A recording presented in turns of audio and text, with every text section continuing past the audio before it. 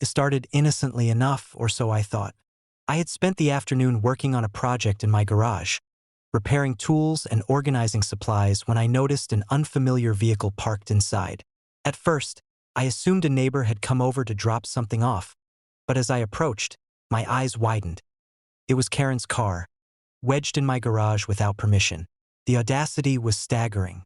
She had decided that, because I had refused to comply with her HOA's demands, she had the right to treat my private garage as her personal parking space. I calmly assessed the situation.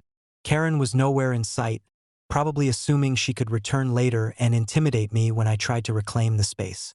I could have called the police immediately, but that seemed almost too easy. And besides, Karen needed a lesson. A plan began to form. I would lock the garage and make it disappear from her world for a few days, giving her the full experience of what it meant to trespass on someone else's property. With precision, I activated the locks and security measures I had installed weeks prior. Heavy-duty electronic deadbolts, reinforced barriers, and a subtle camouflage system ensured that the garage would be completely inaccessible. I didn't need to break her car or cause damage. I just needed to remove her access entirely. Once the door was secured, I vanished from the property for 5 days, leaving Karen to stew in confusion and frustration. As expected, Karen returned later that afternoon, ready to assert her imagined authority, only to find the garage completely inaccessible. She banged on doors, tried to call neighbors for assistance, and even attempted to contact the HOA board, insisting that her rights were being violated. Meanwhile, I had left a small, polite notice under her windshield wiper, explaining that unauthorized use of private property was illegal and that the garage was under temporary lockout until the trespass had been acknowledged and resolved, terms I fully controlled. Over the next few days, Karen escalated her efforts. She tried to call law enforcement, claiming some imaginary violation of community rules, but every inquiry quickly ended once the officers saw the property deeds, legal documentation, and security logs I had prepared. It was all perfectly legal. The garage was on my land, I controlled access, and her vehicle had been stored safely and securely the entire time. Her frustration grew as she realized that she had no recourse. Every attempt to intimidate or force her way in only cemented the lesson.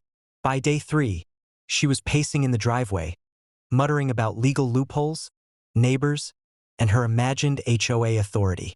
Yet the reality remained unchanged. The garage and its contents were under my control, and she had violated private property law by entering without permission.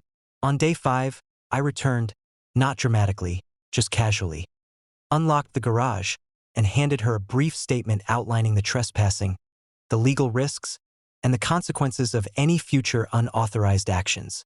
Her face went from smug to pale in a matter of seconds. The event became a legendary story among neighbors.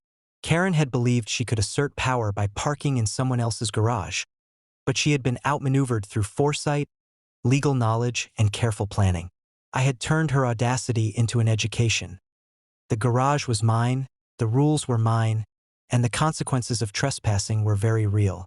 Even now, every time I see that garage, I smile. Karen learned a critical lesson without a single confrontation or escalation. You don't take what isn't yours, and when you try, the consequences can vanish your access entirely. 5 days was enough to remind her, and anyone else tempted to overreach, that on my property, I control every inch, every door, and every outcome.